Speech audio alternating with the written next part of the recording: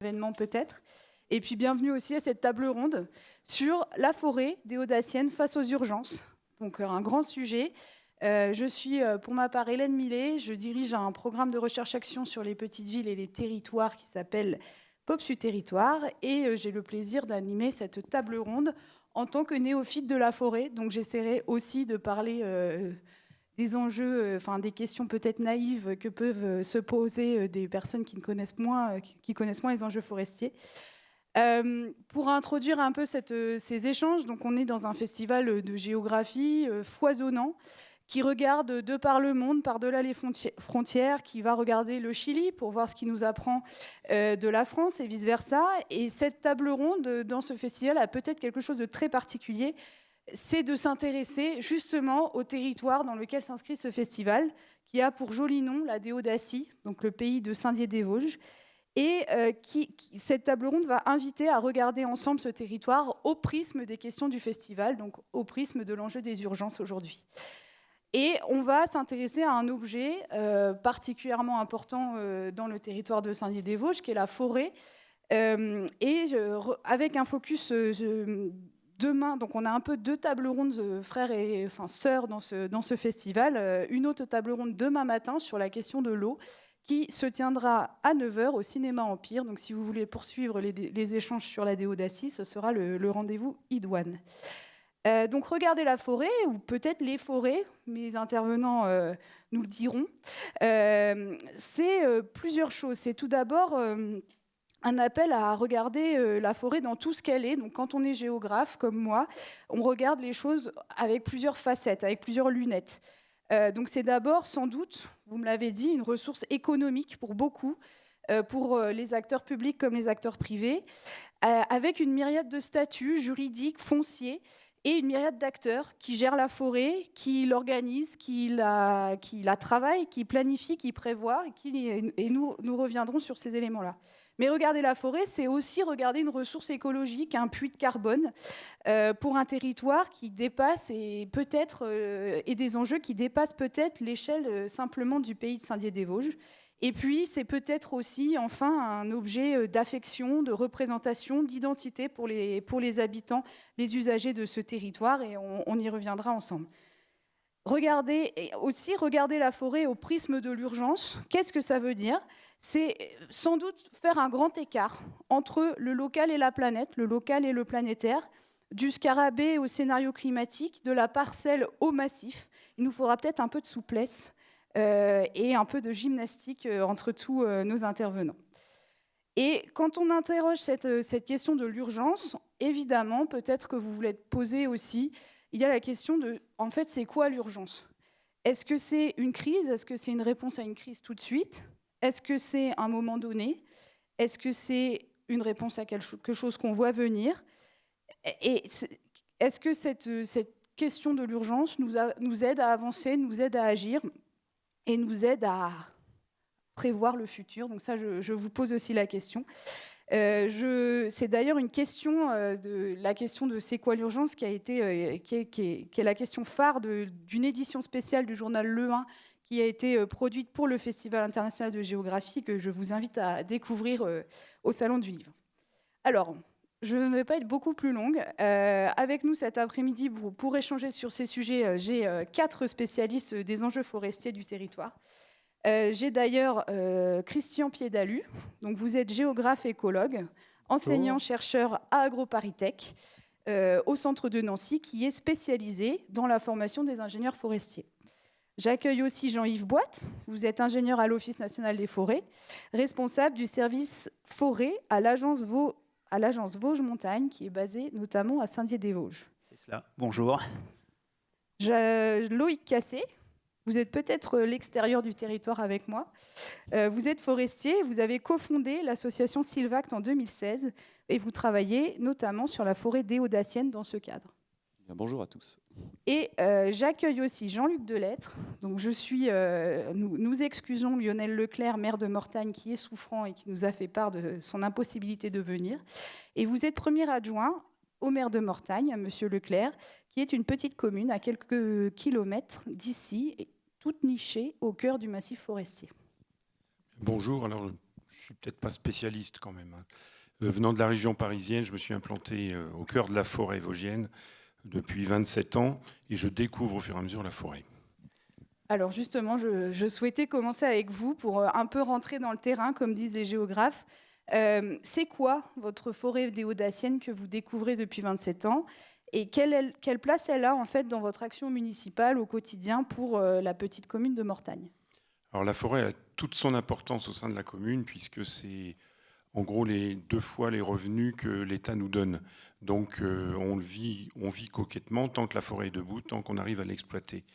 En l'an 99, pardon, la tempête est passée par là, 70% de la forêt par terre ou presque, donc 70% de revenus en moins, avec tous les prêts, les crédits qui sont au sein de la commune. Il est évident qu'il fallait trouver d'autres solutions. Alors actuellement, en 2022, nous avons été victimes d'un départ d'incendie qui a continué pendant 3 jours, voire 4 jours. 10 hectares, ce qui représente environ 5% de la forêt communale. Simplement, après, pour gérer ça, ça devient très compliqué. Déjà, l'urgence, quand on arrive et qu'on voit de la fumée jaune et que l'on sent une odeur de brûlé, quand on regarde en même temps à la télévision les forêts du sud-ouest qui sont en train de brûler, les gens évacués, on voit ça à travers la fenêtre et là on se dit il y a quelque chose qui ne va pas. Et là on panique puisque depuis que je suis à Mortagne, les incendies, ça n'existe pas, il pleut suffisamment, les arbres sont tranquilles, il n'y a pas de souci. Et là d'un coup, on est complètement pris au dépourvu. Donc l'urgence, c'est qu'est-ce que l'on fait? On appelle les pompiers, effectivement. Et après, la machine se met en route et ça devient difficile à gérer tous les problèmes liés, ne serait-ce que où trouver de l'eau, puisque bien sûr, ce n'est pas à côté d'une borne incendie, et même la borne incendie aurait vidé le château d'eau en quelques minutes, donc ce n'est pas possible. Et là, on n'a pas prévu. Donc toutes les forêts vosgiennes qui se trouvent dans le massif, qui se trouvent avec de la forêt et que c'est leur revenu, un conseil, préparez-vous. Alors, merci pour cette introduction dans le vif du sujet. Peut-être, Monsieur Boite, en complément, je me tourne vers vous. Quel regard vous portez en tant que forestier depuis, j'imagine, assez longtemps sur ce territoire? Est-ce que vous pourriez nous décrire un peu les essences de cette forêt, comment elle fonctionne, dans quel type de massif elle s'inscrit? Alors tout d'abord, comme tout forestier, c'est une forêt que j'affectionne. Voilà. C'est une forêt essentiellement résineuse, hein, autour de la Déodacie, c'est plus de 70% de résineux, avec une essence qui est très très dominante, c'est le sapin pectiné, hein. Donc le sapin des Vosges. Donc ça, c'est sa particularité, c'est que voilà, on est en plein massif avec le sapin des Vosges. C'est une forêt avec des très forts enjeux à tout niveau. Alors des enjeux, vous l'avez cité, écologiques, hein, protection des espèces parfois rares, protection des milieux rares, puits de carbone, bien entendu, château d'eau pour la ressource en eau potable pour tout un chacun, des très forts enjeux économiques en termes de production de bois, hein. Donc la Déodacie est aussi caractérisée par son tissu d'entreprise lié à la filière forêt-bois. Et puis, bien entendu, maintenant, un enjeu qui grandit aussi, c'est un enjeu d'accueil du public, du tourisme, mais aussi des loisirs au sens large. Ça, c'est voilà, depuis le déconfinement, hein, lié au Covid, on s'aperçoit que les fréquentations vraiment sont en augmentation continue. Voilà. Et justement, comment vous réagissez à cette augmentation des fréquentations? Qu'est-ce que ça implique pour vous? Alors, notre métier est en pleine évolution. Voilà, depuis quelques années, ça va très vite.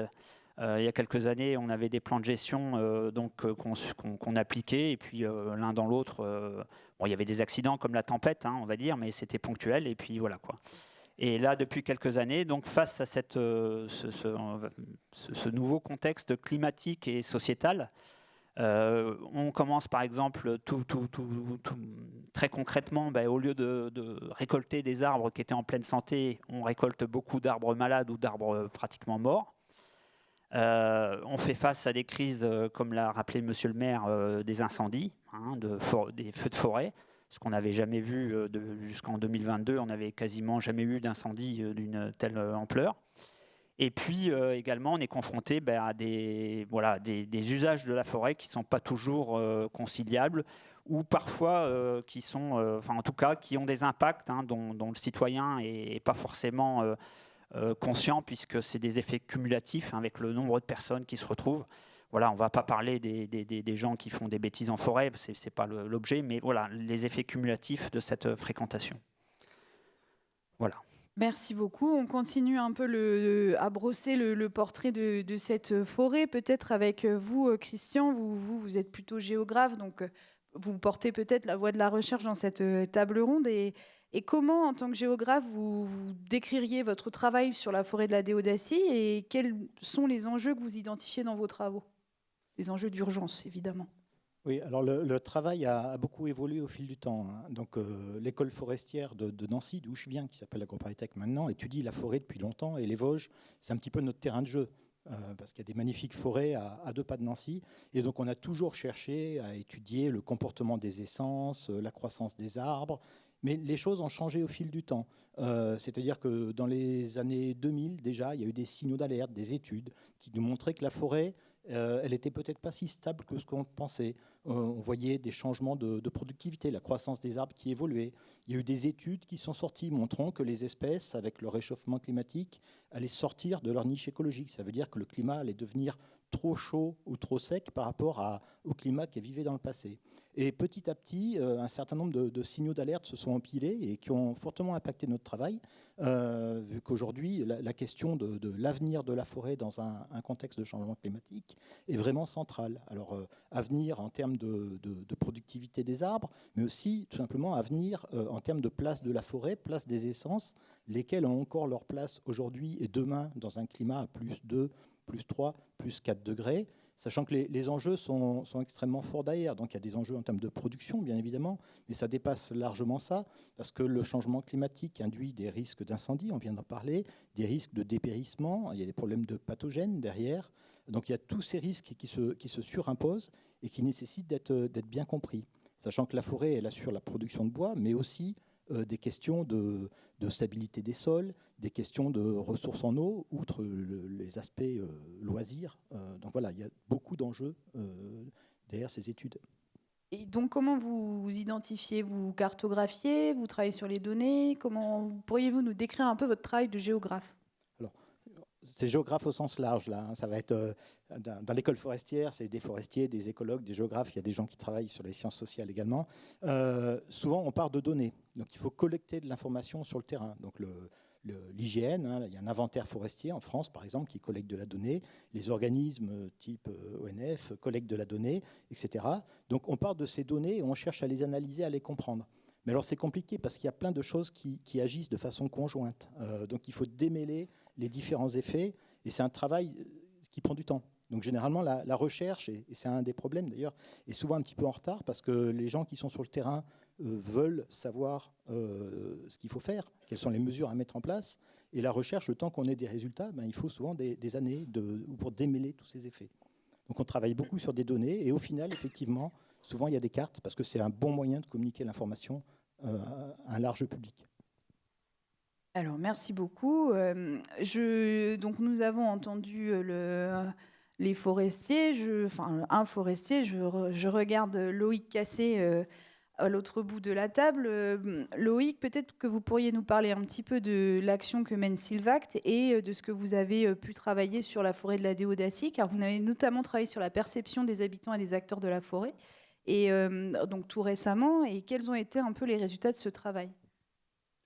Alors oui, effectivement, donc on est extérieur au territoire. Notre association travaille dans différentes régions françaises, dans différents contextes forestiers.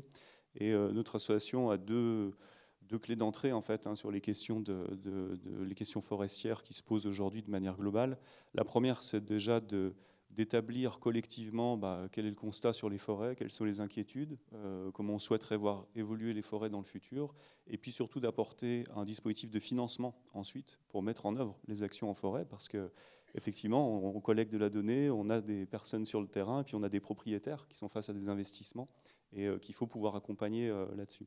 Donc de manière générale, Ce qu'on voit, c'est que, je dirais, depuis quelques années, notamment depuis 2022, le caractère précieux de la forêt est ressorti très fortement dans la société française, et c'est très bien comme ça. Au-delà de la production de bois, les enjeux de biodiversité, de paysage, d'eau, etc. sont des sujets aujourd'hui qui sont au cœur de beaucoup de discussions. Alors forcément avec des poids différents d'un territoire à l'autre. Quand on est dans les Alpes, on a des enjeux de tourisme qui sont très marqués, chose qu'on ne retrouve pas dans d'autres territoires.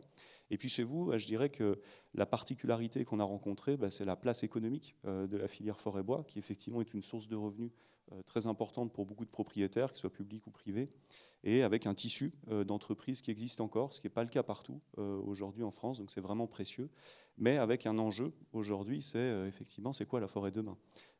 Quand on a des forêts qui sont composées de sapins et d'épicéas en très grande majorité aujourd'hui, c'est vrai que c'est deux essences sur lesquelles on observe des choses, c'est-à-dire qu'on n'est plus aujourd'hui face à se dire est-ce que ça va être adapté ou pas. Non, on voit déjà aujourd'hui que l'épicéa est en grande difficulté, le sapin aussi malheureusement, donc il y a besoin de commencer à trouver des solutions. Et puis l'autre aspect qui était touché du doigt tout à l'heure, c'est la gestion de l'incertitude pour le forestier, qui est un petit peu nouveau, parce qu'effectivement, jusqu'alors, en climat stable, on faisait les plans de gestion sur 30, 40, puis on déroulait le programme. Aujourd'hui, on n'est plus là-dessus. Il faut faire preuve de mesure dans ce qu'on apporte en termes de solutions, puisque des fois, les solutions créent plus de problèmes qu'apportent vraiment une stabilisation de l'effet de crise. Donc il y a besoin de discuter. Il y a besoin de discuter collectivement. Tout le monde s'entend aujourd'hui sur ce caractère précieux des forêts. Après, la manière dont il faut les gérer, poser les gestes sylvicoles, elle doit forcément être adaptée. Et ça, je crois qu'on y reviendra un peu plus loin. Oui, bien sûr. Alors moi, j'entends aussi... alors on parle des forêts, on parle des essences, mais on parle aussi beaucoup d'acteurs en fait, derrière ces forêts. On parle d'acteurs économiques, donc il y a des filières de traitement et de travail du bois. On parle des personnes qui sont usagers de la forêt et on parle de tous les professionnels qui travaillent dans ces forêts. Est-ce que l'un de vous pourrait nous faire un peu un tableau, une présentation des acteurs, un tableau des acteurs qui sont mobilisés dans ces forêts, entre, on va dire, même du propriétaire à l'exploitant, en passant par... alors je vois Jean-Yves qui prend le micro, donc vas-y.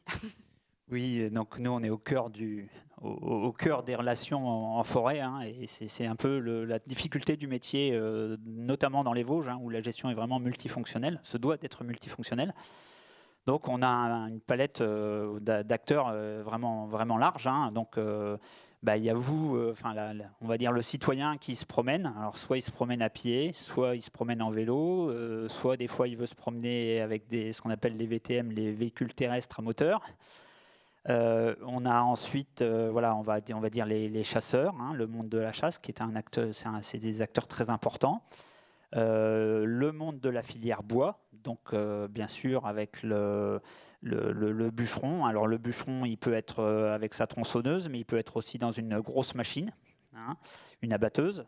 Le débardeur, qui lui-même peut être avec son tracteur, comme on le connaissait jusqu'à il y a 20 ans à peu près. Maintenant, il peut être aussi sur une grosse machine qu'on appelle les porteurs, qui ont besoin de place pour passer en forêt. Et puis on a les associations de protection de la nature. Également, on a les autres administrations qui se rapportent à peu près aux différentes catégories que je viens de citer. Avec chaque administration a un peu son domaine de prédilection, ou d'action en tout cas. Et puis on a les propriétaires également, qu'on oublie souvent un peu vite. Nous, à l'ONF, on travaille beaucoup avec eux, puisqu'on travaille avec les forêts communales, sur les forêts communales. Donc voilà, tout ce petit monde de gens, il faut qu'à travers notre gestion, on puisse accorder notre gestion face, tant que faire se peut, aux attentes des uns et des autres, et faire cohabiter tout ce petit monde Et ça nécessite aussi que chaque acteur, chaque usager de la forêt, quel qu'il soit, accepte également de se positionner d'une façon, on va dire, assez avec de la tolérance, bien sûr. Alors on ne peut pas tout tolérer, il y a des pratiques, comme je le disais tout à l'heure, qui ne sont pas tolérables. Mais voilà, il faut quand même que chacun puisse discuter les uns et les autres en changeant de point de vue, quoi. Voilà. Alors merci beaucoup. Juste en rajoutant qu'en plus, actuellement, on est dans un contexte de crise. Donc, puisque la forêt va mal, Et alors qu'elle va mal, on en attend encore beaucoup plus d'elle, alors qu'elle va pas très bien. Voilà. Alors, merci beaucoup pour ce tableau. Monsieur le maire, qu'est-ce que c'est que gérer une forêt communale ? Alors, une forêt communale, déjà pour rebondir un petit peu sur ce qui vient d'être dit, nous avons besoin des propriétaires, des habitants qui se promènent et qui nous signalent sans arrêt tous les petits problèmes divers et variés qu'on peut rencontrer dans une forêt. Aussi bien de l'épicéa qui commence à être scolité qu'un endroit où il y a... Est-ce que vous pouvez expliquer ce que c'est ? Alors, je Ou non plus ou pas un très des experts simplement un insecte, le scolite, qui vient se mettre entre l'écorce et le tronc, qui sèche l'arbre. Et ma foi, l'arbre devient rouge et devient inexploitable, tout au moins en bois de charpente, en bois de façonnage. Donc, ce qui fait une grande perte, et la vitesse de propagation est quand même très rapide. Nous rencontrons un problème dans les petites communes, c'est que la commune possède 250 hectares de forêt communale, mais les 250 autres hectares qui sont privés, ça doit représenter peut-être 400 propriétaires. Donc les parcelles vont de 5 mètres de large, certaines beaucoup plus, ce qui fait que quelqu'un qui habite dans le sud de la France, qui possède une parcelle de 5 mètres de large sur 30 ou 50 mètres de long, si on lui demande d'intervenir contre le scolite, il nous dit de gérer nous-mêmes, débrouillez-vous, puisque ça lui coûterait de l'argent, donc autant gérer sur place. Donc ça, c'est une difficulté. Oui, c'est quelque chose qui m'a, pour être tout à fait sincère, j'ai appris cette multiplicité de la propriété foncière dans les forêts et que ça pose des vraies questions de gestion parce que le propriétaire est responsable de la gestion de sa forêt, à part s'il la délègue, c'est ça ? En gros, oui. Alors simplement, nous intervenons dès qu'on peut apercevoir des sapins qui commencent à se porter plus ou moins bien. On essaye de contacter les propriétaires, ce qui n'est pas toujours évident, puisque des fois, ils sont morts depuis 150 ans. Donc, ça ne nous facilite pas de travail. Auquel cas, on prend la tronçonneuse et on y va. Donc, on essaye d'intervenir à ce niveau-là, mais c'est très, très compliqué. Ok, donc on voit ensemble qu'on a une forêt qui est à la fois qui couvre un grand territoire, qui rassemble de nombreux acteurs et qui est face à des urgences variées. On a beaucoup parlé de l'urgence climatique qui impacte, peut-être on peut y revenir un peu plus, mais en quoi en fait l'évolution du climat et à la fois la multiplication des événements extrêmes climatiques et peut-être la trajectoire de réchauffement impacte, vous l'avez dit, la forêt souffre. Est-ce que vous pouvez nous décrire un peu plus à quoi on le voit et qu'est-ce qui montre qu'elle souffre ? Et puis après, on parlera de ce qu'on peut faire comment on adapte le massif pour préparer tout ça. Alors, allez-y. C'est pas très compliqué à voir. Alors, ça dépend. Les premiers symptômes qu'on voit, c'est souvent des feuilles qui manquent, des branches qui manquent au sommet des arbres ou des arbres qui vont se mettre à jaunir. Et puis, alors après, on va avoir des arbres qui sont un peu transparents. Quand on les compare, on voit deux arbres de la même espèce. Il y en a un qui est bien dense et puis il y en a un, il y a un petit peu de feuillage, mais il est tout clair, on voit à travers. Et puis après, le stade d'après, c'est qu'on va voir un arbre qui va dépérir. On va arriver jusqu'au stade de l'arbre mort, voire du peuplement entier qui est mort. On arrive à certains endroits, tous les arbres ont disparu. Alors, la raison à tout ça, c'est lié... alors, il y a plein de causes qui interagissent, parce que la mort d'un arbre, c'est quelque chose de naturel. Un arbre, il vieillit et il meurt, comme les hommes. Donc, et la plupart des arbres meurent pour des questions de compétition pour la lumière. Quand on va dans une petite forêt, il y a plein d'arbres très denses, et en fin de compte, seuls quelques-uns vont devenir grands. Donc il y a une première raison qui est liée à cette compétition. Et après se surimpose la question de l'alimentation, notamment l'alimentation en eau, qui fait que les arbres vont manquer d'eau. Il y a une compétition entre les arbres, il y a une ressource qui arrive, qui est finie, et il y a une consommation, donc il y a des entrées, il y a des sorties. Et quand les entrées sont inférieures par rapport aux besoins des arbres, il y a des arbres qui vont mourir. Alors, c'est tout un schéma. Des arbres vont mourir, et puis il y a des pathogènes. Donc, on parle des scolites, par exemple, sur les épicéas. Donc, l'arbre affaibli va être attaqué et va se dégrader assez rapidement. Donc, c'est tout un schéma où il y a des conditions initiales qui font que certains arbres ou certains peuplements sont plus susceptibles de mourir. Après, il y a des événements extrêmes, donc des sécheresses, comme celles qu'on connaît ces étés-là, qui souvent engendrent ces dépérissements. Et puis après, il y a tous ces pathogènes, tous ces insectes qui arrivent et qui vont achever les arbres et se propager d'arbre en arbre. Donc c'est tout un cycle. Alors, merci beaucoup. qu'est-ce qu'on fait ? Je regarde peut-être Monsieur Cassé, vous avez travaillé aussi avec Sylvact sur la question des scénarios d'adaptation, donc vis-à-vis de ce constat qu'on fait tous et qui est, je pense, assez largement partagé, j'imagine, au sein des acteurs de la forêt et puis au sein de la communauté scientifique. Comment on agit ? Vous avez travaillé sur des scénarios d'adaptation. Est-ce que vous pourriez nous en dire un peu plus, puis nous dire ce que c'est qu'un scénario d'adaptation aussi ? Alors déjà, on a travaillé, effectivement, c'est un travail collectif avec les équipes de l'ONF, avec les équipes aussi de la forêt privée, qui sont en observation en fait toute l'année sur le terrain à voir un petit peu ce qui se passe. Je dirais que de manière générale, aujourd'hui, les deux grands phénomènes auxquels on doit faire face en forêt, c'est le risque de perte du couvert forestier et le risque que ça pose pour les sols forestiers en dessous. Parce qu'il ne vous a pas échappé qu'on a des événements aussi de pluie qui sont assez extrêmes. Et quand vous perdez le couvert forestier, vous avez un risque aussi d'érosion qui peut être amplifié. Donc aujourd'hui, les scénarios... alors déjà, qu'est-ce qu'un scénario de gestion ? C'est essayer de se projeter dans une évolution possible de la forêt, enfin en tout cas des conditions climatiques du futur. C'est très dur à faire aujourd'hui.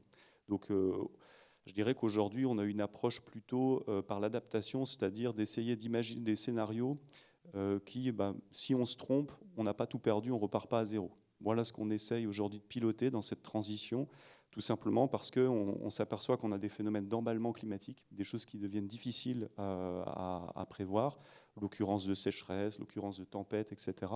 Donc on doit faire face à ce risque. Donc en général, aujourd'hui, quand on a encore une forêt qui est dans un état sanitaire relativement intéressant, on essaye de gérer de manière douce la transition climatique. Ça veut dire quoi ?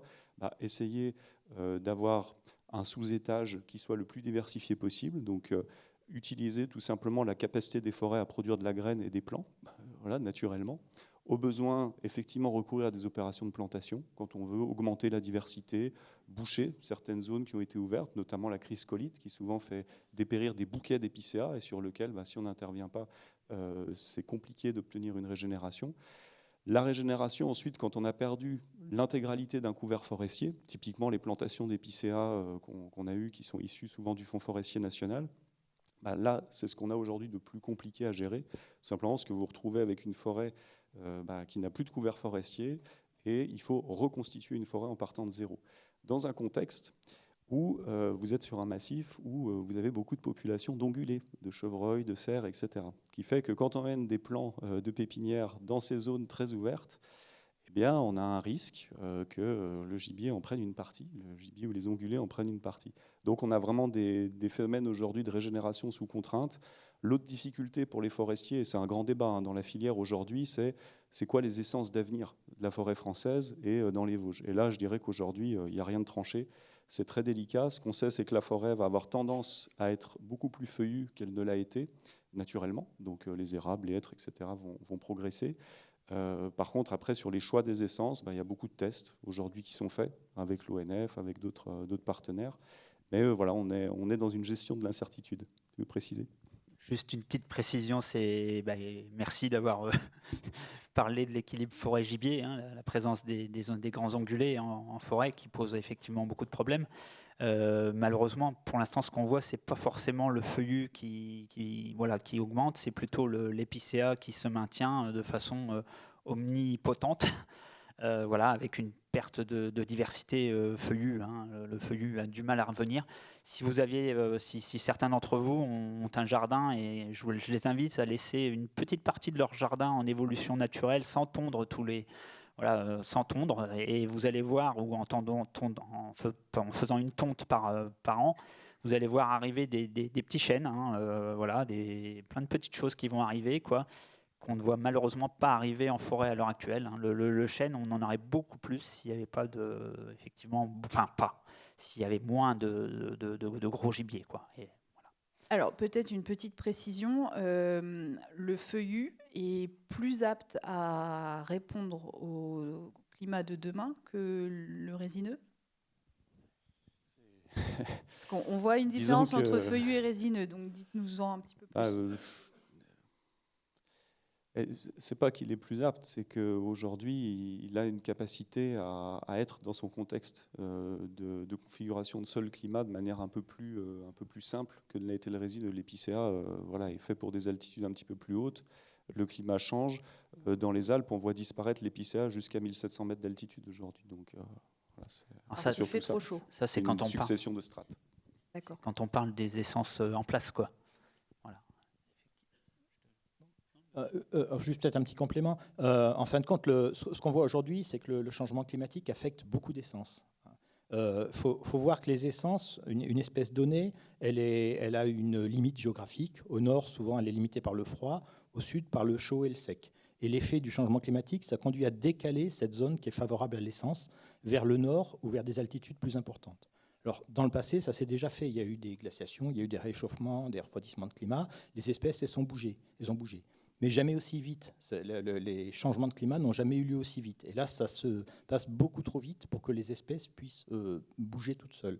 Donc voilà, le cœur du problème, il est là, mais on voit des impacts. Alors ça va dépendre si on est au sud de l'aire de distribution de l'espèce ou pas. Il y a aussi des endroits où les espèces sont plus adaptées, elles résistent mieux au changement climatique qu'à d'autres. Donc c'est vraiment très complexe d'étudier ça. Mais en fin de compte, si on est au sud de l'aire de distribution de l'espèce, on a de fortes chances d'avoir des soucis, quelle que soit l'essence. Peu d'essences ne sont pas touchées aujourd'hui en France. Alors, sur la déodacie, donc l'essence principale, c'est le sapin.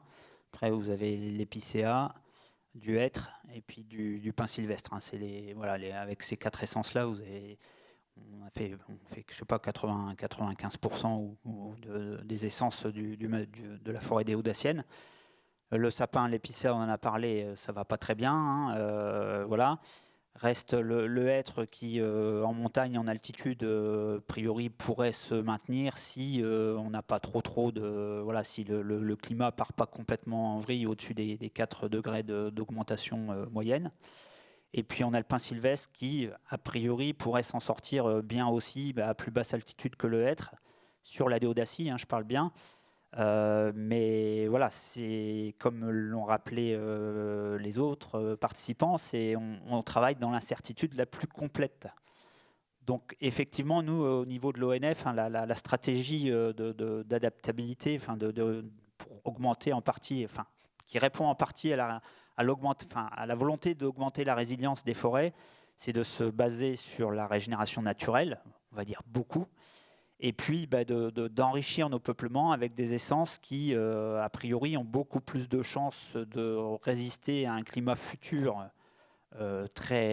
beaucoup plus chaud. Et là, c'est pour ça qu'on envisage, et qu'on réalise, mais alors c'est à petite échelle, on entend tout le temps, vous allez entendre aux informations tout le temps ces histoires de plantation d'essences plus ou moins exotiques, mais dans la pratique, c'est quand même très limité pour le moment. Voilà, et donc l'objectif, c'est bien de semer des petites graines pour le futur, au cas où le futur soit vraiment beaucoup plus chaud. Oui, et puis on a une forme de difficulté dans l'action parce qu'on plante maintenant, mais des arbres qui seront grands dans plusieurs dizaines d'années. Donc peut-être qu'on peut aussi revenir sur cette question de la temporalité. Aujourd'hui, on est j'imagine que l'action d'un forestier, c'est toujours de jouer avec le temps très long et de planter pour l'avenir. Comment vous gérez ça, en fait, actuellement? Donc vous avez des tests de nouvelles essences. Vous avez sans doute d'autres types d'actions. Est-ce qu'on sélectionne des arbres? Comment on gère cette question-là? Au niveau purement de terrain, après je laisserai Christian compléter ou Loïc.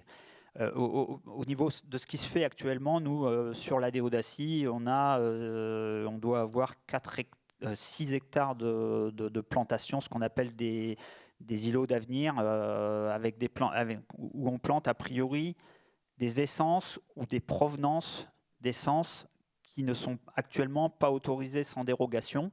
Donc ce sont des essences, on va dire, provenant soit d'Amérique du Nord, comme attendez, je l'oublie toujours, celle-là, je l'avais notée, ça loupe pas, je ne sais plus si... Le calocèdre, voilà. Donc on a un petit îlot à Saint-Dié-des-Vosges, on a un petit îlot sur Brouvelieure, donc là ça fait même pas 2 hectares chacun. Et puis on a également du chêne pubescent qui a été une plantation qui a été ravagée 2 fois par des rongeurs, ce qu'on voyait plus auparavant, qui revient. Voilà, donc ça c'est vraiment des tests scientifiques encadrés. Voilà, ça c'est voilà. Et à côté de ça, on a introduit d'autres essences qui sont permises par la réglementation, qui sont un peu plus connues.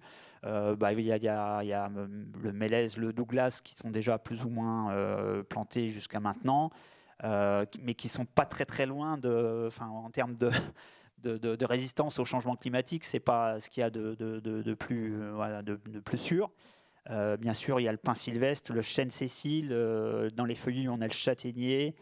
Alors le chêne Cécile également, mais le chêne Cécile, le problème c'est qu'il pousse très très lentement, donc ça nécessite des très gros investissements. Mais c'est aussi, on travaille dans la certitude, comme on disait. Le cèdre, le chêne rouge, Mais c'est sur l'agence, on va parler sur la partie montagne du département des Vosges. On a à peu près 2000 hectares de forêt détruite, suite aux scolytes, plus les incendies, plus on va dire le dépérissement du sapin. Et actuellement, on en a planté 200 hectares à peu près. Donc, vous voyez, sur une forêt une forêt publique qui fait à peu près pratiquement 95 000 hectares, quoi. Donc, on est à des petits pourcentages. Je te laisse compléter peut-être sur les essences. Ouais, alors, ce qu'il faut voir, c'est que le changement climatique, en fin de compte, c'est quand même quelque chose qui est assez violent au regard de la vie d'une essence. Une essence moyenne, on va dire, son amplitude, donc la gamme de valeurs dans laquelle elle vit, c'est de l'ordre de 5, 6, 7 degrés, ça dépend. Donc ça veut dire qu'entre le nord et le sud, il y a 6 degrés d'écart. Si on se réchauffe d'1 degré, c'est 1/6 de la zone qui sort des conditions habituelles de vie de l'espèce. Si on se réchauffe de 3 degrés, c'est 50% de la zone. Donc dit autrement, on a déjà des problèmes, mais on s'attend à une augmentation de ces problèmes dans le futur avec énormément d'incertitudes. Parce que quand on sort de la zone de confort de l'espèce, qu'est-ce que ça veut dire? Est-ce qu'elle va se maintenir? Est-ce qu'elle va s'adapter? Est-ce qu'elle va dépérir? Pendant longtemps, on s'est dit que ça allait tenir, puis l'histoire, depuis quelques années, nous montre que finalement, ça ne tient pas tant que ça. On a beaucoup de mortalité, notamment l'épicéa, le sapin dont on parlait, le hêtre, ça commence aussi. Le pin sylvestre, pour parler des essences de la déodacie, dans le sud de la France, il ne va pas bien du tout. Voilà. Donc, la question, c'est qu'est-ce qu'on va avoir derrière? Et effectivement, si on se translate le climat de la déodacie dans le futur, en gros, on a le climat de Valence qui va arriver.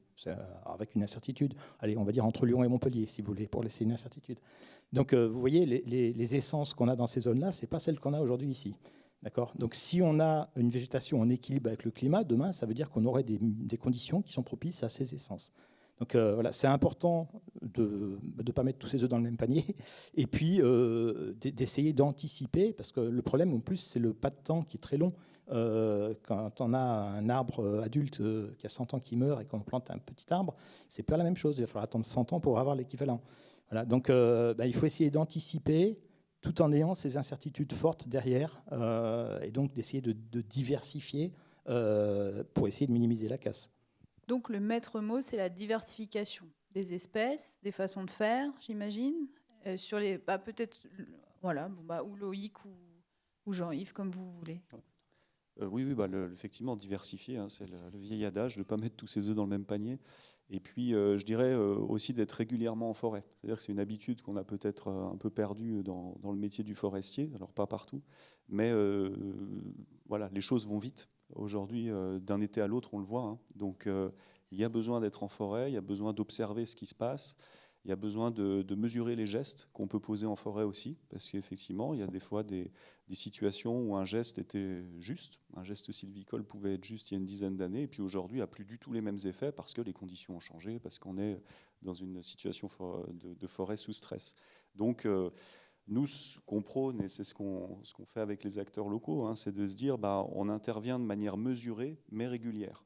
C'est ça qui compte, c'est-à-dire qu'il n'y a pas de geste définitif dans une sylviculture. C'est pas j'ai planté un arbre, c'est bon, je repasse dans 80 ans ou dans 100 ans pour le récolter. Non, c'est un parcours. Une forêt, ça s'accompagne. Et encore plus qu'hier, il est important aujourd'hui de maintenir une forme d'investissement en forêt.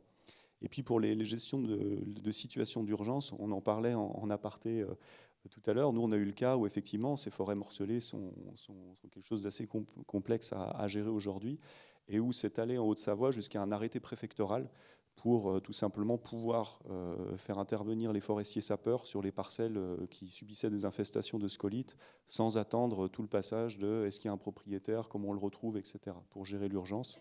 Donc malheureusement, c'est des choses qui certainement vont être amenées à se développer parce que la crise climatique est forte et prend des ampleurs qui sont quand même assez majeures sur les territoires.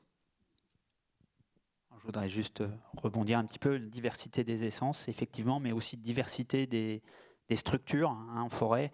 Il y a encore 20 ans, la plupart des forêts de la Déodacie étaient quand même traitées en ce qu'on appelle en futaies régulières, c'est-à-dire que dans une parcelle forestière, vous aviez tous les arbres qui avaient à peu près le même âge et les mêmes dimensions. Et depuis la tempête de 99, qui a quand même déjà aussi fait évoluer pas mal de pratiques, on a eu des changements, des remises en cause. À l'heure actuelle, quasiment plus des 3/4, 80% des forêts de la Déodacie, même si elles n'ont pas encore le profil d'une forêt jardinée ou irrégulière, on tend vers ce but, c'est-à-dire que dans une parcelle forestière, qu'on ait des très jeunes arbres jusqu'à des arbres avec ce qu'on appelle un traitement à couvert continu, de façon effectivement à limiter les stress. Il y a déjà des stress naturels assez importants, donc le fait d'avoir des structures diversifiées, ça permet de mieux résister, d'apporter une nouvelle résilience à la forêt. J'ai envie de demander à Monsieur le maire, comment vous... Alors, j'imagine que ces constats sont largement partagés. Sur le cas des forêts qui sont propriété communale, est-ce que vous arrivez à avancer, à faire changer les façons de travailler et comment ça se passe en fait? Notre forêt communale est gérée par l'ONF, qui Donc ça fait aide. un très bon boulot, parce que nous ne sommes pas du tout spécialistes. On essaye, on le devient petit à petit à notre niveau du côté de la commune. Donc le changement, il est déjà proposé par notre garde qui nous propose, on dit oui, on dit non, et on essaye d'aller dans le sens qui nous paraît le plus sensé. Simplement, c'est assez compliqué puisqu'on n'a que des incertitudes, comme on disait tout à l'heure. On a un plan forestier sur 15 ou 17 ans, je ne sais plus exactement, à la base, mais maintenant on ne peut plus tenir le plan. Au bout de 2 ans, c'est déjà fichu en l'air du fait de parcelles qui ont dépéri ou autres accidents. Alors, est-ce que ça veut dire qu'il faut qu'on invente des nouvelles façons de planifier la gestion forestière? Enfin, je vois qu'on tourne autour de cette idée qu'on avait quelque chose, en fait, une entité assez stable dans le temps, dans la façon, dans le pas de temps, et puis dans la gestion. On a sans doute hérité d'une gestion qui vient d'un moment donné dans l'histoire de la politique publique. Donc aujourd'hui, il faut tout changer. Alors, à titre individuel, commune individuelle, il est évident que le plan qui nous permettait d'envisager des revenus constants ou des revenus ponctuels demandés, actuellement n'est plus possible. Donc malheureusement, on se tourne plutôt vers d'autres sources de revenus potentiels. Donc l'immobilier, par exemple, qui peut venir compenser les pertes par la forêt. On n'a pas de moyens à notre niveau, donc on laisse faire l'ONF qui fait ça très bien, on espère. Alors effectivement, c'est ce que j'évoquais tout à l'heure. Avant, on avait un plan de gestion qu'on essayait d'appliquer sur 15-20 ans. Maintenant, nos plans de gestion, on essaye de les appliquer du mieux qu'on peut. Alors ça nécessite bien sûr nous l'objectif qu'on a quand on a un plan de gestion, enfin une forêt qui est touchée par un gros événement, que ce soit un dépérissement, une tempête, un incendie, enfin bref, on essaye de continuer à avoir la plus grande régularité dans les revenus de la commune et de maintenir le capital forestier à un niveau satisfaisant pour les générations futures. C'est le but de la gestion durable. Donc effectivement, on doit adapter l'application des plans de gestion tant qu'on ne peut pas les refaire de A à Z, puisque c'est quand même un gros travail qu'on ne peut pas refaire tous les 5 ans. Alors là-dessus, on ne va pas rentrer dans les détails parce que c'est un peu complexe et technique. Mais ce qu'on peut dire, c'est qu'actuellement, il y a des évolutions technologiques aussi qui vont permettre dans l'avenir certainement d'adapter plus facilement nos plans de gestion en cas de graves phénomènes qui arrivent, d'accidents climatiques qui arrivent, par exemple. On pourra, grâce notamment à des technologies telles que le LIDAR, c'est Alors, tu pourrais peut-être mieux l'expliquer que moi. C'est des avions qui passent et qui envoient des ondes et on arrive à reconstituer la forêt à partir de ces signaux. Oui, a priori, c'est présenté par l'IGN dans la tente de géosciences qui est à côté du Salon du Livre, je crois. Enfin, ou dans je ne sais plus comment s'appelle le lieu, mais là où il y a la data et la géomorpho. Voilà. Donc, grâce à ces techniques, on a des informations, notamment sur le capital forestier. C'est ce qu'on appelle la quantité d'arbres, de bois qu'il y a sur une parcelle. Voilà, ça nous permettra certainement de répondre au moins en partie à ces choses-là. Mais ce qui est sûr, c'est qu'il faudra toujours des gens en forêt. Ça, c'est voilà. On est passé, si on reprend l'exemple de la Déodacie, c'est quand même un site qui historiquement, à l'échelle nationale, est humide. On a un climat du nord-est de la France qui est frais et humide. Donc la question de l'économie de l'eau, elle ne se posait pas jusqu'à maintenant. Aujourd'hui, la question se pose parce qu'on attaque des stress hydriques récurrents et cumulatifs. Si on regarde au cours des 10 dernières années, là, il y a eu de nombreux enchaînements inédits qu'on n'avait jamais mesurés d'années avec des stress qui se succèdent d'année en année à un niveau haut. Donc il faut arriver à optimiser la gestion de l'eau. Alors la gestion de l'eau, ça passe par la quantité d'arbres qu'il y a sur une placette. Ça passe aussi par les mélanges, parce qu'il y a des espèces qui vont puiser de l'eau plus profonde, d'autres plutôt dans la saison. Donc il y a des espèces qui sont complémentaires. Il y en a d'autres, au contraire, qui vont se faire concurrence. Donc il faut savoir lesquelles. Donc ça demande des travaux de recherche, de compréhension, de quels assemblages vont fonctionner mieux. Des questions de structure aussi, d'étager, d'avoir des grands arbres, des petits arbres. Toujours pareil, pour gérer l'économie de l'eau. Mais c'est vraiment une façon de raisonner qui est complètement différente. Si on a une alimentation continue ou si on est en stress hydrique, le peu d'eau qu'il y a, il va falloir le partager. Et je pense que voilà, ça va être une problématique qui va être de plus en plus importante dans la gestion forestière. Alors peut-être, j'aimerais entendre Loïc aussi. On parle de gestion de l'incertitude, on parle d'évolution des modes de penser la forêt et de modes de gérer la forêt, évidemment. Est-ce qu'on a des nouveaux acteurs qui nous aident, qui entrent aussi dans les échanges? Est-ce que Sylvact est un nouvel acteur qui permet, qui aide aussi à créer des conditions pour penser la suite? Comment vous voyez ça dans l'écologie des acteurs qu'on avait pu discuter en début de table ronde? C'est ce qu'on disait en introduction, c'est-à-dire que les acteurs sont tous présents depuis très longtemps, c'est-à-dire les citoyens qui vivent la forêt, les différents usagers aujourd'hui, comme on dit. Par contre, effectivement, les attentes vis-à-vis de l'espace forestier, à mesure que la crise climatique prend forme, c'est-à-dire qu'aujourd'hui, il n'y a pas besoin d'être un grand forestier pour voir que la forêt n'est pas en très bonne santé. Aujourd'hui, ça se voit, donc il y a une injonction à agir, ce qui peut se traduire par des solutions simplistes qui sont à rebours en fait de ce qu'il faut faire aujourd'hui en forêt. Il n'y a pas de solution miracle aujourd'hui pour sauver la forêt. C'est pas on prend telle essence, on rase et puis ça va marcher, il n'y a pas de souci. Non, c'est beaucoup plus fin que ça. On a quand même une chance, c'est qu'on est en France et on pratique la sylviculture depuis quelques siècles. Donc on peut quand même s'appuyer là-dessus. On a des organismes techniques qui sont présents au cœur des territoires, donc qui ont ce savoir-faire. Donc l'idée aujourd'hui, c'est surtout de se dire, bon, on ne cède pas à la panique. Comment est-ce qu'on peut agir ensemble de manière mesurée, de manière, je dirais, professionnelle aussi, vis-à-vis de tous les enjeux qu'on peut attendre de la forêt, et se pose la question aujourd'hui de l'investissement forestier.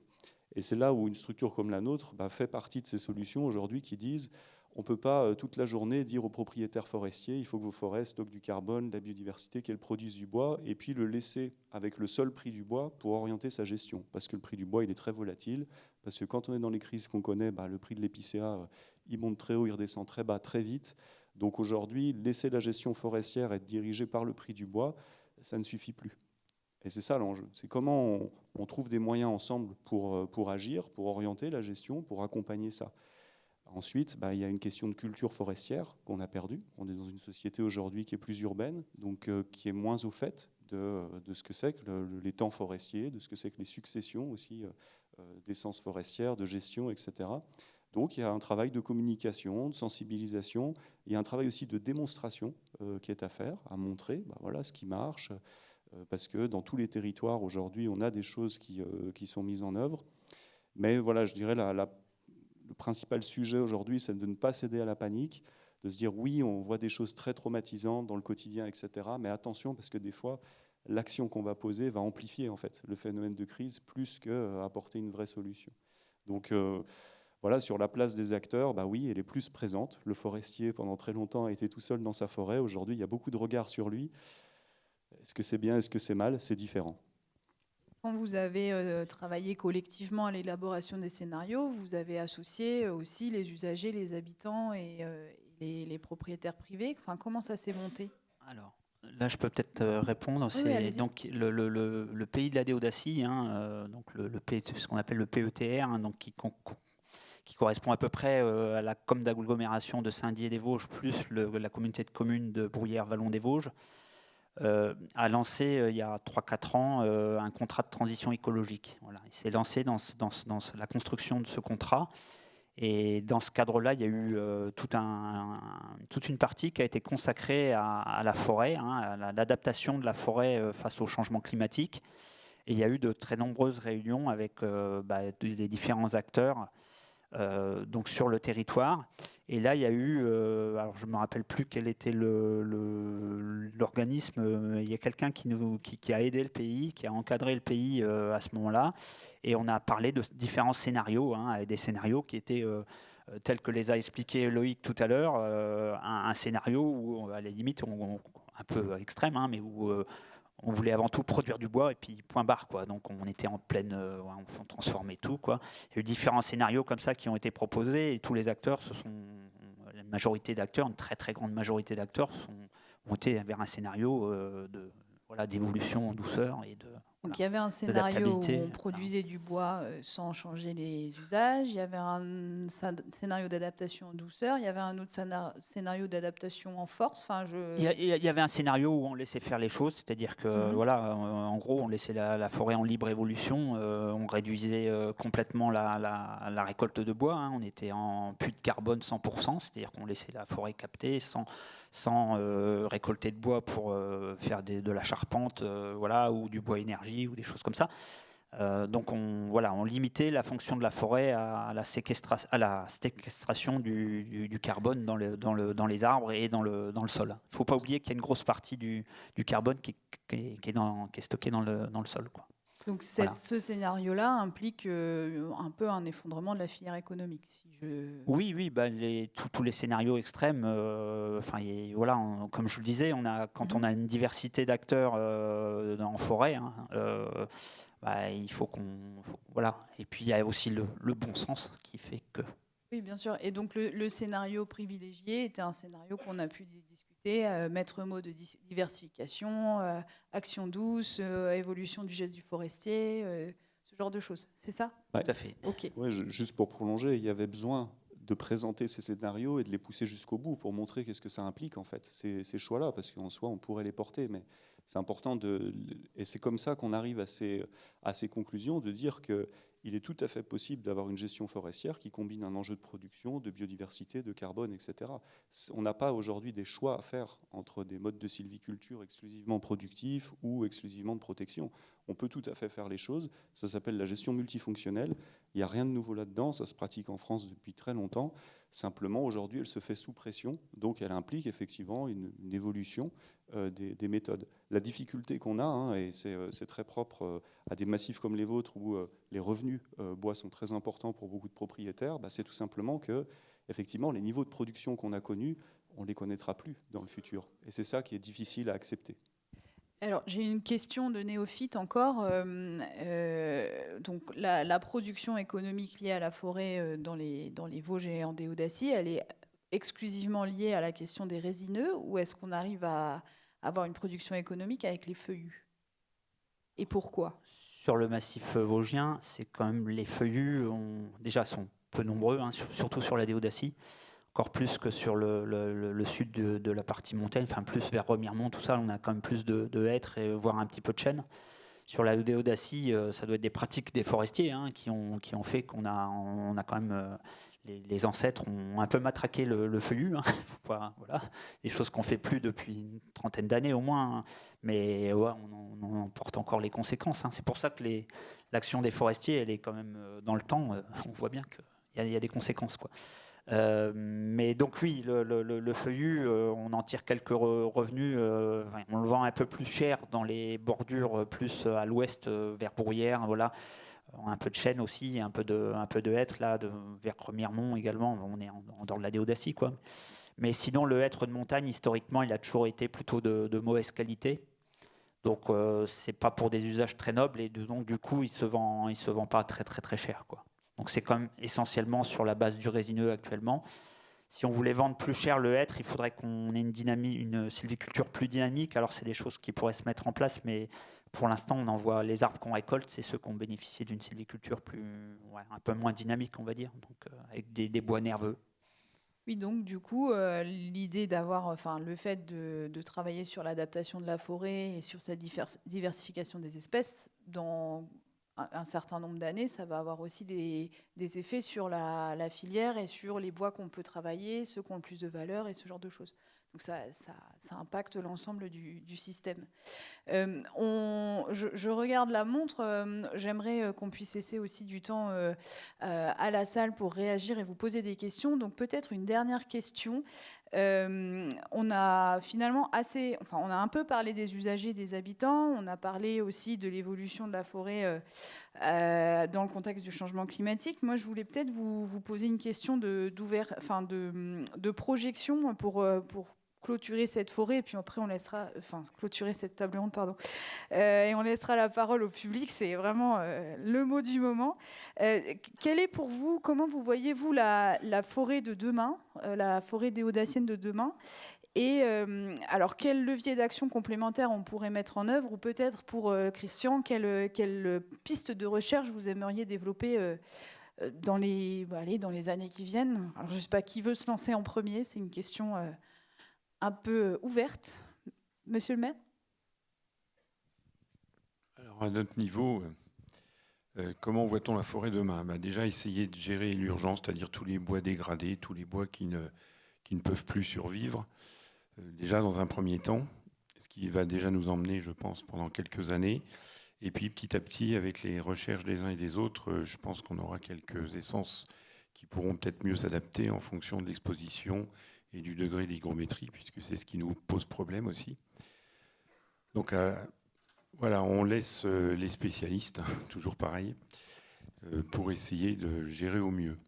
Après, nous, on ne compte plus sur le bois, c'est ça avant tout. Donc on va essayer plutôt de développer, de participer aux essais éventuels, sans problème, puisque je crois qu'on n'a pas le choix. Je pense qu'il y a besoin de faire des essais pour pouvoir avoir du recul sur au moins quelques années. Comme ça a été dit tout à l'heure, ça enlève quelques revenus, mais je pense que c'est utile. Donc, dans l'immédiat, l'avenir n'est pas rose, et on va essayer qu'il soit vert surtout. Donc, bon courage.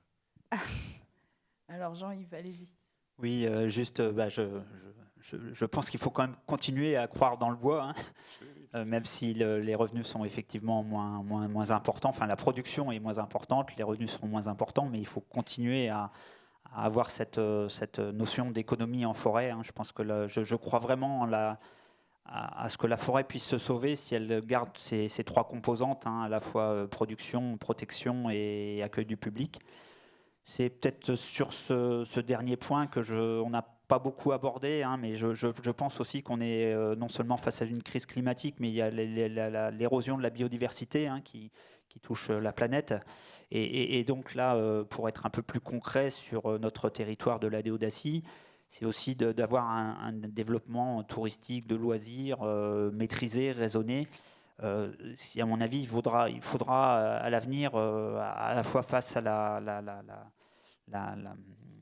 l'évolution du milieu forestier, il faudra mieux canaliser les usages de loisirs en forêt, hein, pour des questions à la fois de protection de l'environnement, puisque il y a une nécessité quand même de garder de la quiétude dans certaines zones, hein. On a beaucoup de gens beaucoup de monde souhaite se promener, hein. On ne remet pas ça en cause, mais c'est vrai que quand on voit les effets cumulatifs, on peut quand même avoir quelques inquiétudes, quoi.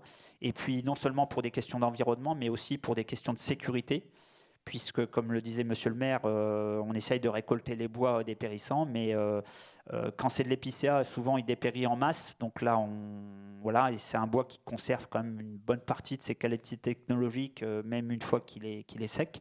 Donc on arrive quand même à le vendre. Il intéresse encore la filière bois.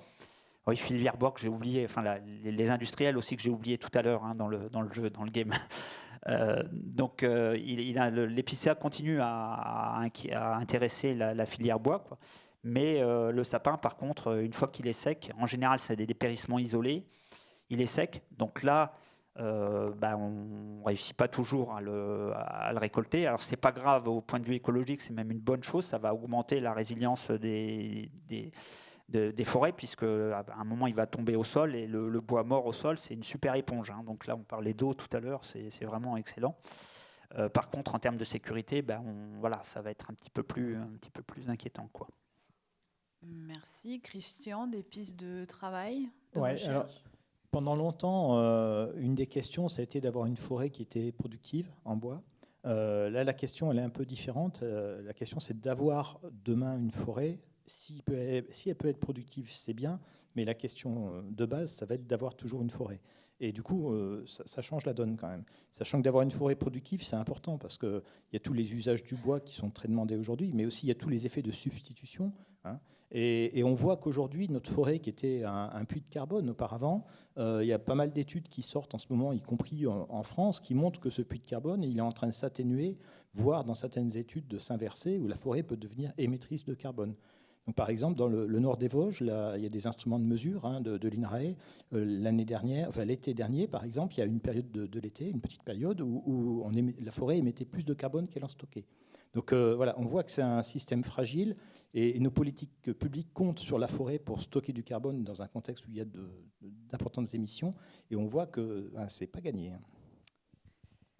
Eh bien, merci. Et Loïc? Bon, je vais faire court. La forêt de demain, elle sera différente de celle qu'on a connue, tout simplement. Donc, effectivement, on est sur un territoire ici, en Déodacie, où la forêt, c'est 70% du territoire. Donc, bien sûr qu'il y aura encore de la forêt demain, mais ça ne sera pas celle qu'on a connue. Et le grand enjeu, ça va être de limiter au maximum les phases d'écroulement, les phases de dépérissement, pour éviter que ce soit trop dur, quoi. Oui, allez-y. Je vais rajouter, j'ai parlé tout à l'heure de mini-parcelles. Donc nous avons quand même commencé à entreprendre un travail qui est de regrouper ces parcelles pour justement pouvoir mieux les gérer. Donc on achète petit à petit toutes les parcelles qui sont voisines aux nôtres, celles de la commune je parle, pour justement pouvoir créer des parcelles un peu plus grandes et mieux les gérer. Alors, merci beaucoup. Je me tourne vers la salle. Alors, on a déjà des mains qui se lèvent. Normalement, il y a une personne ou deux qui doivent pouvoir vous donner des micros. Donc, je vous donne une règle du jeu. Vous parlez dans le micro et, si possible, vous vous présentez en un mot avant de poser votre question. Et on va prendre 2 questions et on fera plutôt par salve de 2 questions. Et après, on en posera d'autres. Eh bien, allez-y. Je vois une dame avec un micro, c'est ça? Allez-y. C'est moi, mais j'ai cru que c'était vous. Non, c'est vous. Alors Anne, moi je travaille dans le tourisme, donc je suis amenée aussi à travailler dans les forêts. Et moi ma question c'est que j'avais lu un article comment rendre la biomasse durable qui parlait des arbres têtards où en fait ils utilisaient beaucoup du petit bois de chauffage en développant en fait les arbres têtards et se chauffaient qu'avec ce petit bois principalement. Et je me demandais si ça, c'était réfléchi aujourd'hui, parce que c'est vrai qu'aujourd'hui, on a beaucoup plus une filière bois avec des grosses bûches pour se chauffer. Mais c'est pas du tout le même cycle, parce que là, on va battre un arbre complètement, et du coup, c'est vraiment toute une autre approche. Alors qu'un arbre têtard, on avait la souche qui reste, et vraiment tout et voilà, je me demandais si ça pourrait être envisageable, et ça pourrait être quelque chose qu'on pourrait redévelopper, et qui est redéveloppé ou pas aujourd'hui. Alors, on va prendre une autre question. Donc, une question sur les arbres têtards et je vois quelqu'un en rouge ou rose derrière. Oui, merci. Je me demandais, vous avez dit tout à l'heure, ne cédons pas à la panique. Merci d'avoir utilisé ces mots-là parce que on est là dans le registre des émotions. Et je me demandais, vous, comme professionnel de la forêt ou comme élu, dans votre dialogue avec la population, quelle part laissons-nous à l'expression des émotions ? Nous sommes dans les Vosges et donc du coup nous sommes les premiers témoins de ce que les gens qui habitent dans la Beauce ou ailleurs ne voient pas. L'emballement bioclimatique, c'est la destruction du vivant et ça se passe devant nous. Et ça a évidemment une dimension effrayante et qui nous serre le cœur. Mais faute de pouvoir avoir des espaces, y compris des espaces publics, où on exprime ses émotions, où on exprime ce que ça fait sur nous, on voit dans toute la société un rassurisme généralisé. Ce qui fait que, par exemple, à Saint-Dié, pour le moment, si quelqu'un, constatant que la rue de la Gare, il n'y a pas de piste cyclable alors que la loi le prévoit, et qui peint une piste, eh bien, le maire porte plainte. Merci. Alors, 2 questions radicalement différentes. Une sur les arbres têtards et l'autre sur les émotions. Qui se lance ? Je vais prendre pour les arbres têtards. Je laisserai mes collègues pour le reste. Pour les arbres têtards, oui. Alors moi, j'ai connu ce traitement. J'ai rencontré beaucoup d'arbres têtards dans le sud-ouest parce que j'ai travaillé à Pau, dans le Béarn, quoi. Et c'était des pratiques surtout sur les arbres d'alignement. Intraparcelles, plutôt en périphérie de forêt, en milieu agricole. Voilà, tout ce qui était bosquet était anciennement traité en arbre tétard. Et effectivement, c'est un très bon système. Ça amène des gros arbres avec des dendros micro-habitats, comme on dit, au niveau de chaque souche. Ça fait vraiment une réserve de biodiversité exceptionnelle, quoi. Donc ça, c'est plus des alignements qui sont traités de la sorte.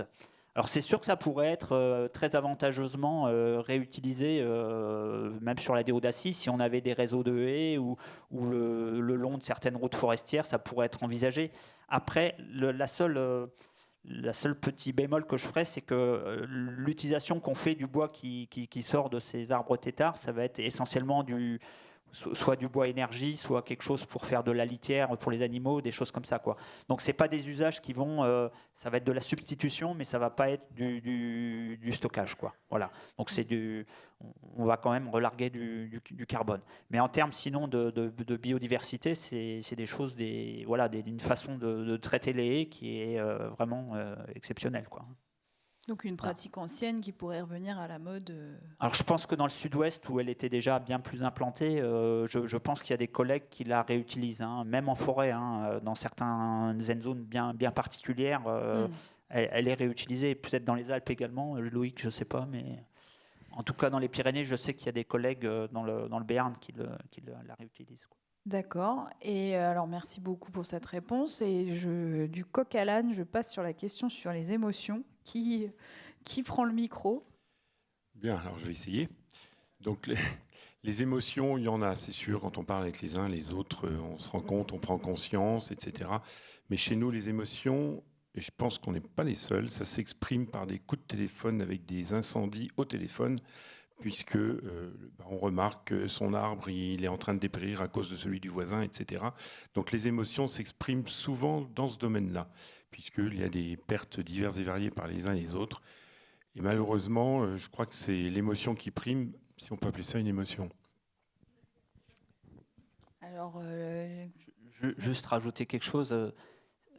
À l'ONF, on essaye de développer ce qu'on appelle le dialogue forêt-société. Alors c'est un bien grand mot, c'est un concept. Voilà. En gros, c'est quand même de se rapprocher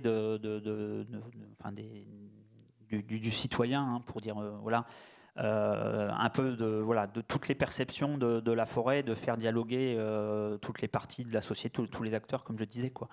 Alors c'est quand même quelque chose de difficile, et puis ça demande surtout beaucoup de temps. Et c'est vrai que nous, on est un petit peu à court de moyens humains sur le sujet.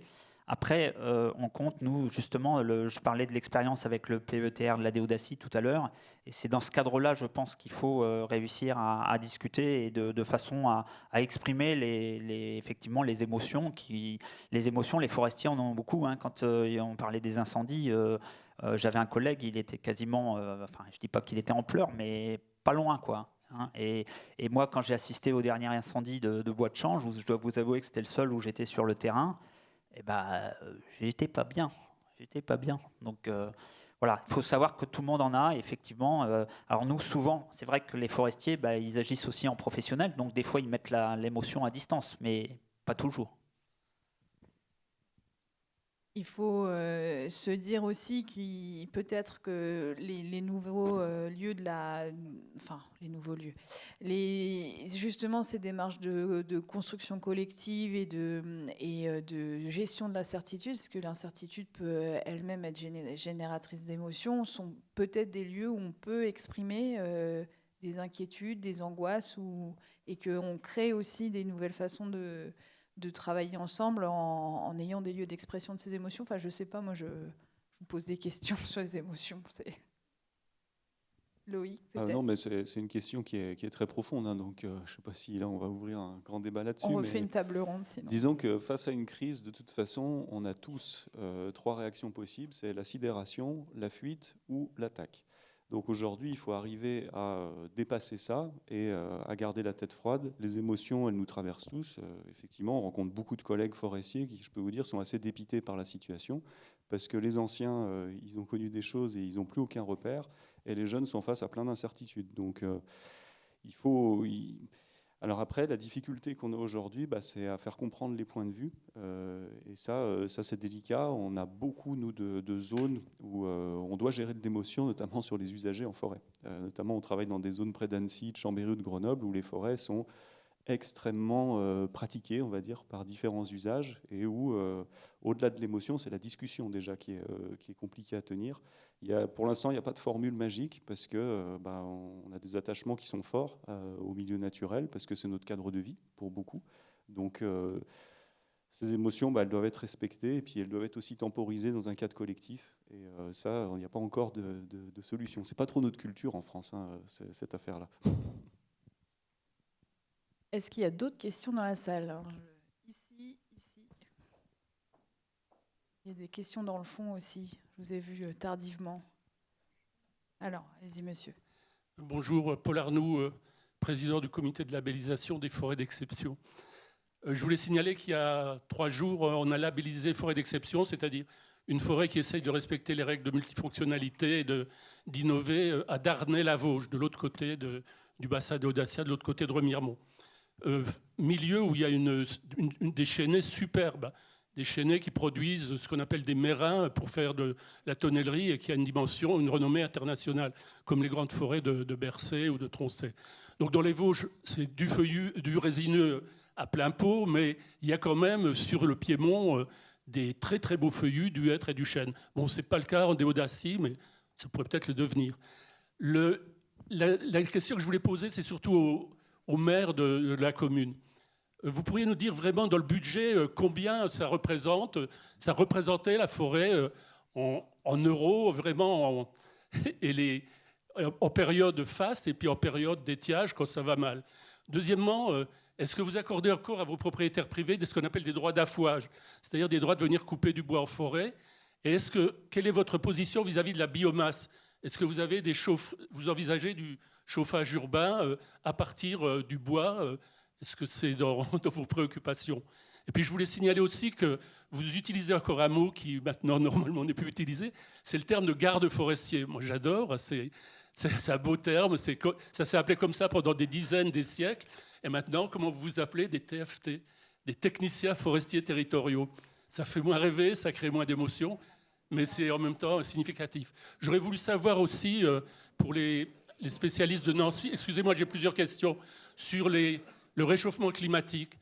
D'accord, il y a des grands espaces, il y a des grandes sylvorégions dominées par le sapin, l'épicéal, mais l'école de Nancy, les chercheurs de Nancy ont développé ce qu'on appelle des catalogues de stations forestières, c'est-à-dire qu'ils étudient de façon très fine des milieux différents avec beaucoup d'eau, beaucoup de calcaire, très acide ou bien équilibrés. On a là des outils merveilleux dont on ne parle quasiment plus, alors que pour faire du reboisement, pour choisir des essences, on avait là un outil absolument prodigieux. Pourquoi il n'est pas utilisé? Est-ce que vous avez des explications?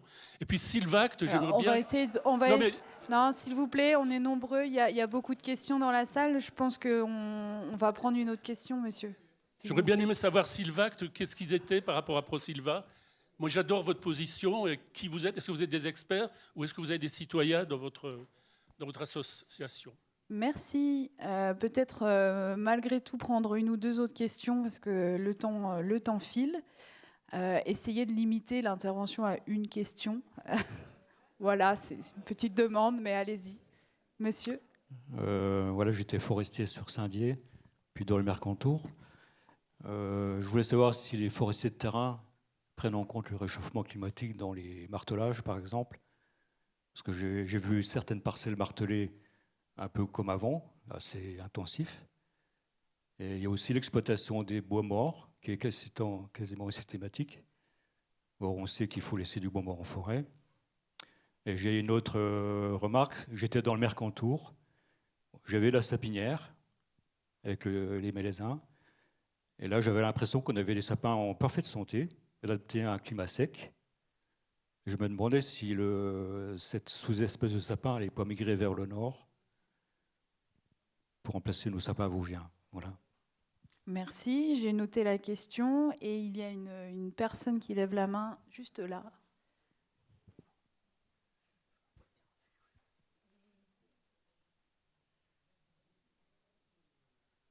Bonjour, moi je m'appelle Colline, j'ai été étudiante en géographie et moi ma question elle se porte sur les déchets en forêt.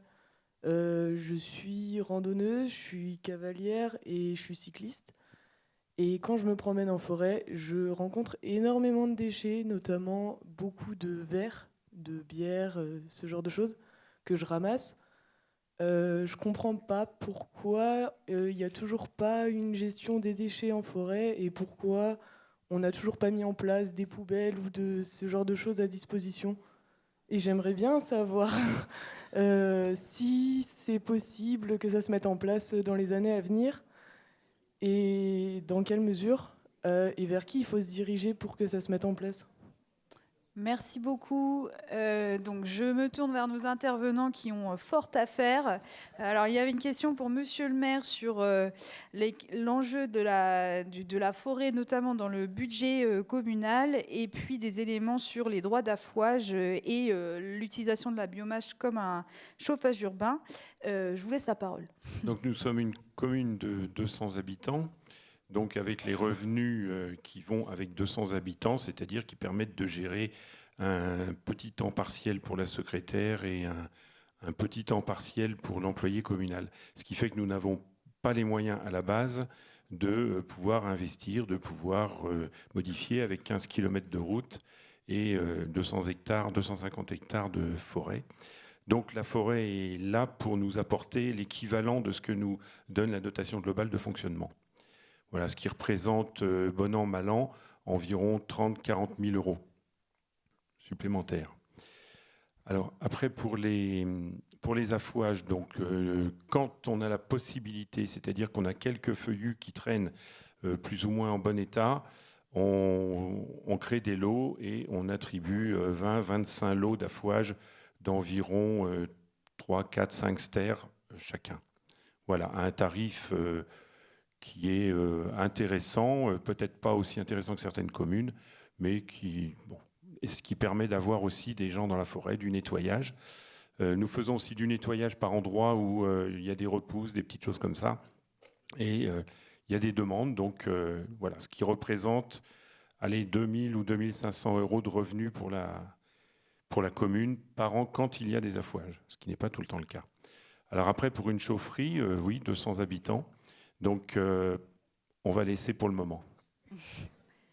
Merci. On voit là encore une fois la diversité des usages dans la forêt.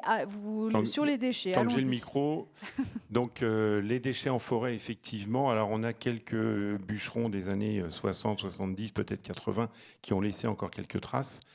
Simples bûcherons et promeneurs aussi, hein, quand même. Donc simplement, nous organisons tous les ans Nettoyons la nature, parrainé par une grande marque de distribution. Ce qui est très prenant, nous avons 10, 15, 20, 25 personnes.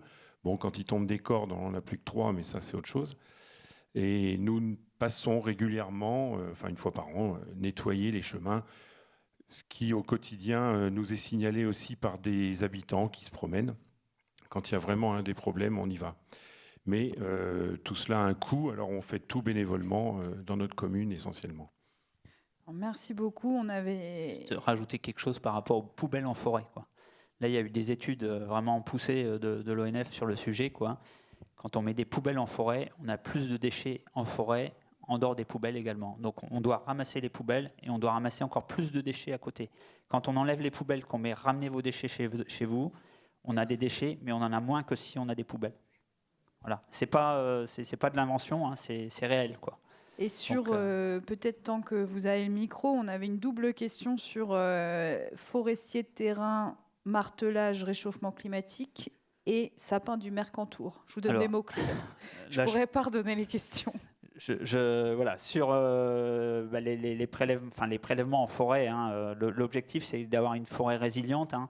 Donc, on parlait tout à l'heure de la ressource en eau. Donc, l'objectif c'est quand même malgré tout de réduire le nombre de tiges par rapport à la ressource en eau.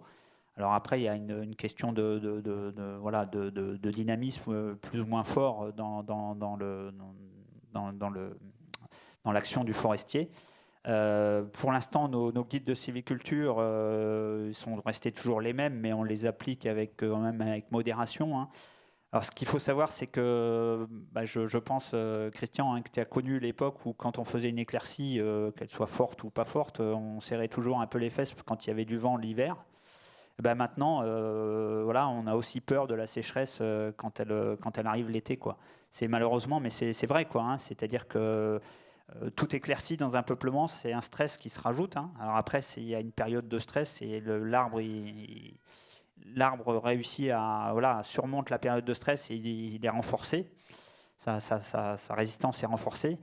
Malgré tout, il y a toujours une phase de stress. Hein, là. Et avec les éclaircies, on rentre maintenant avec la peur du vent et la peur de la sécheresse. Voilà, c'est ça. Et puis pour le bois mort, je pense que là, on va en avoir, hein, parce que le sapin, là, on n'arrive pas à le commercialiser.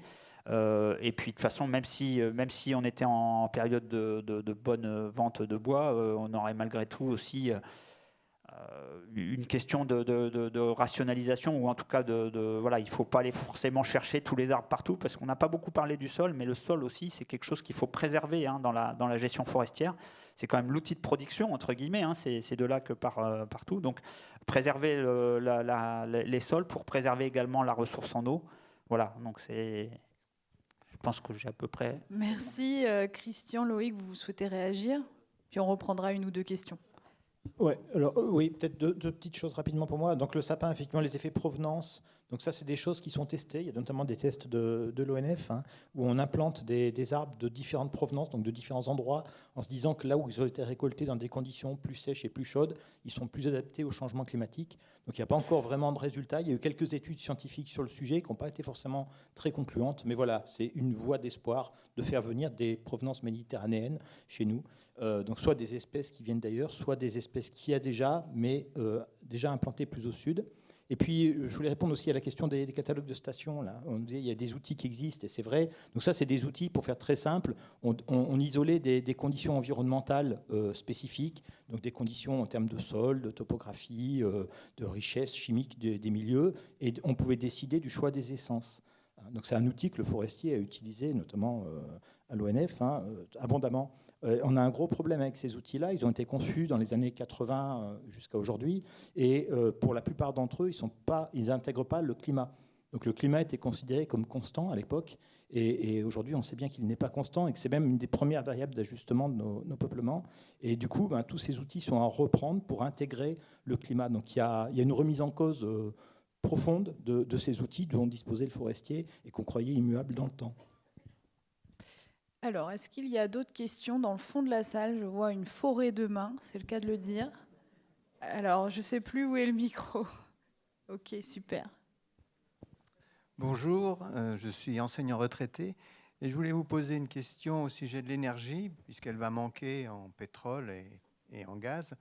Est-ce que le bois énergie risque pas de tuer nos forêts, bois bûches ou granulés, surtout si les collectivités ou les entreprises se jettent sur cette énergie? Donc c'est ce qui m'inquiète, de voir les forêts diminuer, voire disparaître. Alors c'est noté, merci. Est-ce qu'il y a une autre question dans le fond de la salle? Oui. Oui, bonjour. J'ai quelques parcelles de bois dans les Alpes, sur le massif de Beldonne. Moi, je suis impressionné par l'état de dégradation de la forêt, de non-exploitation. Alors, monsieur le maire, vous avez dit que vous préemptiez pour chaque fois que possible, lorsqu'une parcelle était contiguë à votre domaine public. Monsieur Loïc, vous avez dit aussi qu'il était possible d'avoir des interventions de la puissance publique pour des raisons sanitaires. Est-ce qu'il ne serait pas possible que la puissance publique, que je désigne sans préciser, ça peut être une commune, ça peut être autre chose, essaye d'intervenir à la place des propriétaires pour que cette forêt soit en meilleur état? Je m'explique. Ce qui fait la difficulté pour un petit propriétaire forestier, c'est de réunir suffisamment d'arbres et des lots suffisamment, sinon homogènes, en tout cas complémentaires, pour trouver un exploitant. Et quand on a 2500 m² de forêt, eh bien, on n'arrive même pas à réunir un camion. Alors si la puissance publique ou si des groupements issus de la puissance publique pouvaient se substituer aux propriétaires et faire en sorte que cette forêt soit mieux exploitée, je pense qu'on ne traînerait pas des parcelles de bois où tous les arbres se chevauchent, où on a des arbres tombés. C'est sans intérêt. Il y a peut-être un intérêt pour la biodiversité, mais en tout cas, il n'y en a pas beaucoup au plan économique et esthétique. Merci. Il y avait une question dans le tout fond de la salle aussi. Merci. Pierre Pornet, ancien prof de biologie. Avant de parler du réchauffement climatique, donc, il y a quelques années en arrière, on parlait beaucoup des pluies acides, qui étaient parfois liées d'ailleurs à des problèmes de sécheresse. Quid de ces pluies acides dans les Vosges? Alors, merci pour cette question concise. Donc, je me tourne vers nos intervenants. On a trois axes de questionnement. Une première question sur l'enjeu des énergies et de l'utilisation du bois comme source d'énergie qui tuerait les forêts. Qui répond? Juste à un autre niveau, le bois énergie permet d'éliminer quelques bois qui ne seraient pas vendus autrement. La réponse est quasiment donnée là, c'est que le bois énergie dans les Vosges, il faut l'utiliser quand on n'a pas d'autres usages, quoi. C'est-à-dire que déjà on fait des usages nobles, de la charpente, enfin des moulures, des choses comme ça. Donc voilà. Donc où là le bois le carbone va être stocké pendant des années dans les maisons ou dans je ne sais quoi. Deuxièmement, on peut faire du panneau. Du panneau, c'est pareil. Donc c'est du bois d'industrie qui est trituré. On fait des panneaux comme le font Heger à Rambervillers. Donc là, c'est pareil, c'est stocké le carbone est stocké dans les maisons. Et puis dernier recours, si c'est pas pris pour ça, c'est pas pris pour la pâte à papier. Effectivement, on peut faire du bois énergie. Mais ça va aller, c'est le dernier ressort. C'est pas le bois énergie, il faut pas, surtout sur la déodacie, il ne faut pas considérer ça comme si on allait chercher. En gros, on nous dit toujours vos forêts sont sales, vous laissez plein de bois au sol, quoi. Mais ça, c'est indispensable de laisser du bois au sol. C'est quelque chose de. Les parties fines, les petites branches, les feuilles, et enfin, tous les tout petits bois, en dessous de 7 cm de diamètre, c'est là où il y a le plus de minéraux. Donc si on exporte cette matière-là, en plus sur nos sols vosgiens qui sont relativement acides, on va avoir un appauvrissement conséquent de nos sols. Et après, ça voudra dire que si on veut conserver des sols productifs, il faudra qu'on amène par hélicoptère du calcium, du magnésium, des choses comme ça, quoi. Donc le bois énergie, c'est bien, soit on n'arrive pas à en faire autre chose, soit on n'en fait pas, quoi. Soit on utilise le bois pour des usages nobles, soit on n'en fait pas, quoi. Mais il ne faut pas aller chercher ce qui doit retourner au sol pour conserver la fertilité du sol. Alors sur la question, oui, allez-y. Compléter, pour être concret, suite à l'incendie de août 2022, le terrain a été nettoyé, le bois a été évacué. Le bois récupérable, et uniquement le bois récupérable, 500 m3, ont été vendus 2,5 fois moins cher que du bois charpente, mais il a été vendu, ce qui a permis de couvrir uniquement les frais d'exploitation de ces bois qui ont brûlé partiellement. Merci. Je passe aussi à une autre question. J'ai une question pluie acide. Je me disais que j'allais confier à Christian. Je veux bien, je prends. Alors les pluies acides, effectivement, c'était un gros problème dans les Vosges dans les années 80. Les causes identifiées étaient multiples. La pollution, qui était importante à l'époque, et qui venait notamment ça concernait tout l'Est de la France, mais aussi l'Allemagne, les pays de l'Est étaient impactés. Il y avait un fort taux de pollution atmosphérique. Et donc on pense que le couplage entre l'été 76 et ces forts taux de pollution atmosphérique ont entraîné ce qu'on appelait ces pluies acides, avec des dépérissements qui étaient différents de ceux d'aujourd'hui. Ce n'est pas les mêmes zones. On dépérissait sur des sols pauvres, plutôt sur le versant alsacien. Enfin, on avait une typologie des zones dépérissantes qui n'était pas la même. Donc voilà, on se trouve face à un épisode qui était ponctuel. Aujourd'hui, ces questions de pollution ont été largement résolues. Et les phénomènes qu'on voit aujourd'hui ne sont pas du même ordre. Là, on est franchement beaucoup plus lié à des problèmes de sécheresse. Et merci. Et la question peut-être plus large encore sur l'enjeu de la puissance publique qui interviendrait à la place des propriétaires. Je vois Loïc paraît à répondre. Alors le cas de la micropropriété en forêt privée, c'est quelque chose qui se retrouve dans tout le territoire français. Donc il n'y a pas de spécificité à la Déodacie ou à Beldon. 75% de la forêt française appartient à des propriétaires privés, à des particuliers majoritairement. Ça représente un peu plus de 3 millions de propriétaires. Alors comment on en arrive déjà dans cette situation? Parce que c'est intéressant déjà de se dire mais pourquoi est-ce que ça s'est fait du jour au lendemain? Alors ça fait à peu près 200 ans qu'on découpe consciencieusement et à part égale chaque parcelle de forêt entre chaque héritier au moment de chaque succession. Donc ce morcellement, il a été consciencieusement établi pour des motifs d'égalité lors des partages en fait, qui étaient faits dans les familles. Alors ensuite, l'intervention de la puissance publique sur ces questions-là est toujours délicate parce qu'elle vient bousculer le droit de propriété qui est quand même quelque chose d'affirmé, on va dire, dans notre Constitution et en droit. Donc avant que avant que la puissance publique intervienne, il y a déjà des dynamiques de regroupement qui se font. Vous évoquiez celles qui sont pratiquées chez vous. Il y en a d'autres aussi dans les Alpes où les propriétaires peuvent se regrouper via des coopératives, via des associations de gestion en commun et essayer de travailler un petit peu comme on travaille une copropriété immobilière. Chacun est propriétaire de sa parcelle, mais on met en commun les charges d'entretien, on essaie de grouper les ventes, etc. Je dirais que c'est une solution, nous, qu'on rencontre très fréquemment dans les structures qui sont bénéficiaires des fonds de notre association, mais qui repose effectivement sur l'envie de faire des propriétaires et puis le fait qu'on connaisse ces propriétaires. Et c'est là où on rentre dans une situation aujourd'hui qui est effectivement entre la fréquence des crises en forêt et le délitement, la déshérence, l'abandon de ces micropropriétés sur lesquelles, dans beaucoup de cas, malheureusement, on ne connaît plus aujourd'hui les propriétaires forestiers. Je pense que la puissance publique va être contrainte en fait, d'agir. Ce ne sera pas par choix, ce sera pour protéger les populations. On l'a vu à l'entrée de la vallée de Grenoble, puisqu'on parle de Beldon. Il y a eu un incendie l'été dernier. Les propriétés touchées, c'était que des micropropriétés et on ne connaissait pas les propriétaires et c'est bien terrible, mais à la fin, ceux qui en pâtissent, c'est les populations locales.